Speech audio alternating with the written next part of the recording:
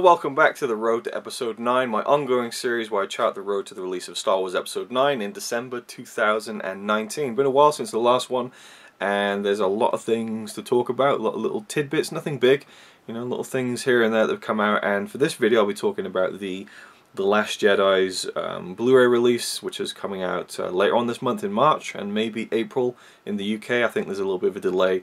Comes out a little bit earlier in America, and then the UK and Europe and so on get the Blu-ray release. And there's all sorts of new editions. You know, there's like the 3D, there's the regular, there's the First Order version, the Resistance version, the 4K version, the Steelbook, the Digibook.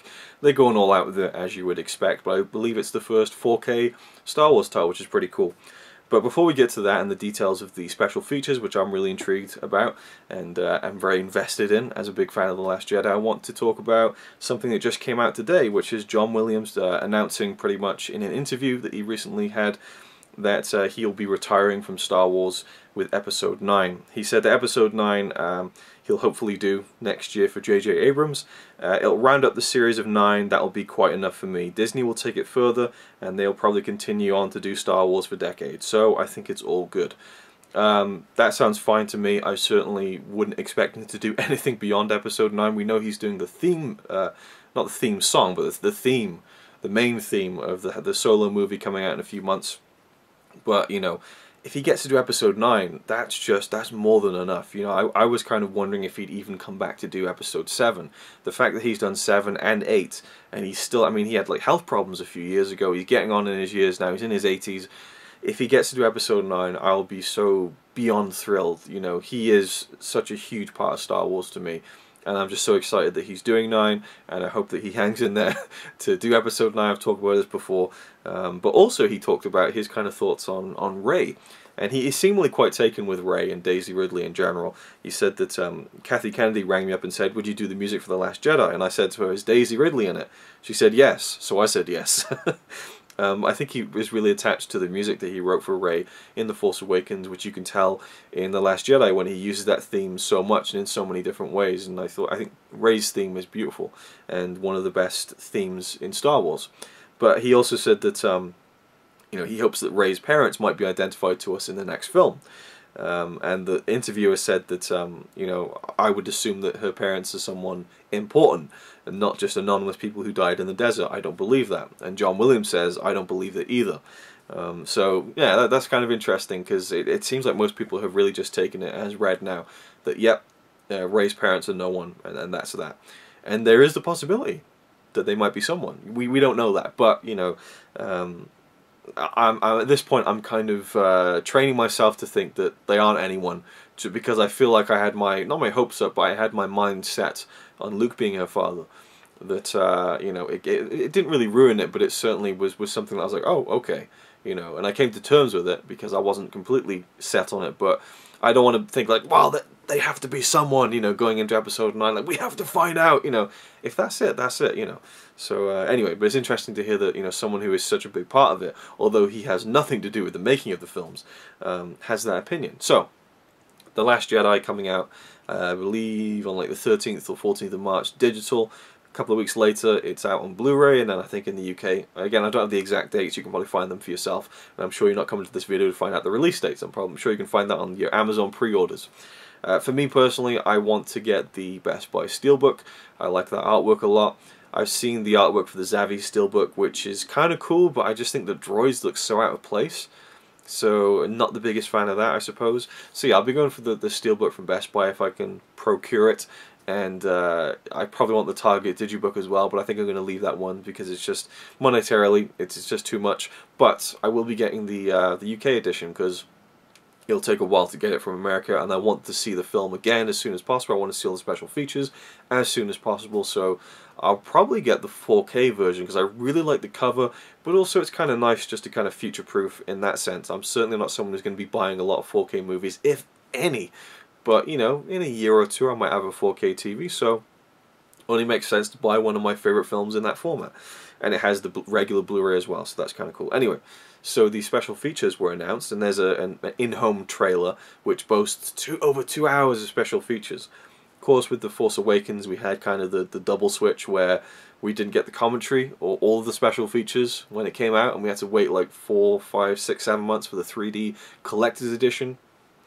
But now we're getting the audio commentary up front, which I'm really happy about. So I'll just read through some of the special features. I won't read out all the descriptions, but we have The Director and the Jedi, a feature-length documentary about the making of the film and Rian Johnson's journey of making the film. Now, this I assume would be like the Secrets of the Force Awakens, the cinematic journey, the feature-length documentary they had on the Force Awakens Blu-ray, which was about an hour long. I assume that that's what we're going to get from it. I still assume that. But this documentary is going to be screened at a film festival soon, and Mark Hamill's going to be there and stuff, which isn't out of the ordinary. I think they screened the Force Awakens documentary at a film festival too. But the running time is listed as 135 minutes. And I thought, well, maybe this is just like the documentary and then like an hour of Q&A time. But it's like oddly specific, like 135 minutes, 17 seconds or something like that. Now, if that is the case, holy shit am I excited. But I just don't think it is, because that would mean that all the other special features like haven't got any running time. You know, because it just feels like they would have gone over 3 hours of bonus, over 4 hours of bonus. They would boast it in that trailer, right? So I don't buy it. I don't think that the feature-length documentary is over 2 hours. I think it's probably going to be around an hour, if that. But you know, I don't want to hold my hopes up, but I would love to see more. And also, Rian Johnson has tweeted saying that this isn't your typical talking head documentary. This is real intimate stuff. We were mic'd up the whole time on the set, so that really gives me kind of a bit of excitement about seeing this and seeing behind the scenes of this film. Then we have some featurettes, which I would assume will probably be around 5 to 12 minutes each, something like that. We have Balance of the Force. Explore the mythology of the Force and and why Rian Johnson chose to interpret its role in such a unique way. It's almost like it's kind of like, you know, now Rian gets to explain to all the the haters of the film why he did what he did, and why, you know, it's almost like an explanation. And then we have scene breakdowns, lighting the spark, creating the space battle from the beginning of the film. Snoke and mirrors, which I believe is a phrase I used in my review of the film when it first came out. Motion capture and Star Wars collide as the filmmakers take us through the detailed process of creating the movie's malevolent master villain. That's a lot of alliteration. Showdown on crates, breaking down the crate sequence. I mean, I would love to see hour-long documentaries on all of this stuff, you know, but I'm just hoping for length and for quality, you know, and not in that way. Andy Serkis Live, which is a really interesting one. One night only, in brackets. Writer-director Rian Johnson presents 2 exclusive sequences from the movie featuring Andy Serkis's riveting, raw, on-set performance before his digital makeover into Snoke. Now, I would love it if these were like full Snoke scenes, you know. So I think they'll probably be around a minute or 2 minutes in total, but it'll be really cool to see this. I've always thought they should do this, is to kind of show the motion capture performance before the CGI is involved. It'd be really interesting to see.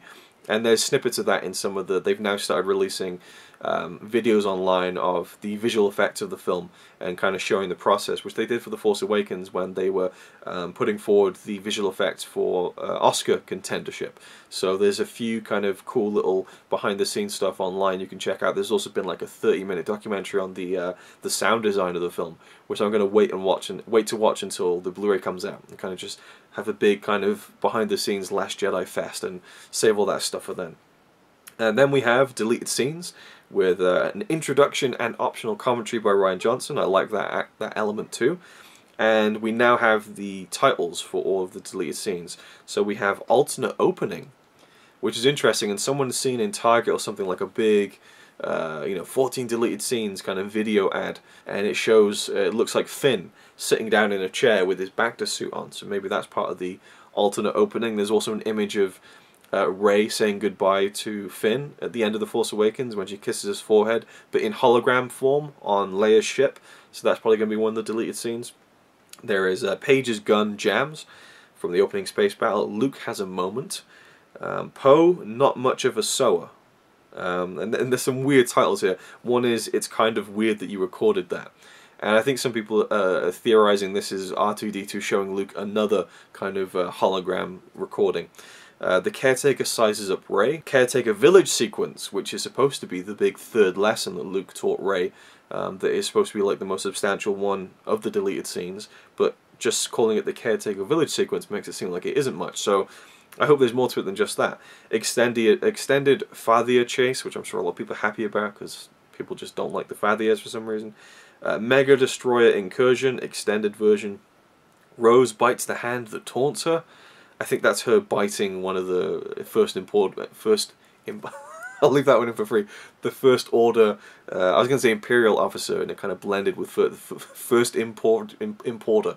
Right, that's a... Again, I'll leave that in for FREE. Phasma squealed like a whoop hog. Phasma squealed like a whoop hog. What? I didn't even read all of these. Rose and Finn go to where they belong. Rey and Chewie in the Falcon, and the costumes and creatures of Canto Bight, which sounds like a featurette, but is apparently a deleted scene. So there we go. That's it. Oh, and also the audio commentary with Rian Johnson, which I'm looking forward to very, very much. So he can explain himself and why he killed Star Wars. But yeah, so there you go. That's the special features. I'm excited for them. And the deleted scenes, that's 14 of them. That could be like half an hour of stuff, or it could be like 8 or 9 minutes of stuff. I don't know. And I'm sure most of it won't be like finished stuff, although apparently some of it is. Because a lot of deleted scenes, especially with movies like this, there's like, you know, the green screen isn't done, and the sound isn't done, and all that kind of stuff, the color grading, whatever. And in The Force Awakens, we had deleted scenes that had like time codes all over them, so you couldn't use them and put them back into the movie, like that really cool scene of Kylo walking onto the Falcon. Anyway, I'm looking forward to it. When it comes out in the UK, I'll be getting it straight away and probably doing some sort of video about it. And that's it for now. More stuff to come from the road to Episode 9 as far as Episode 9 stuff, Han Solo stuff, but also just I have some interesting extra stuff to talk about as far as Star Wars is concerned. Extra reviews of books and things like that, so look forward to that if you would like to hear me talk about Star Wars even more, which you probably don't. And I'll see you in the next one. Thank you for watching.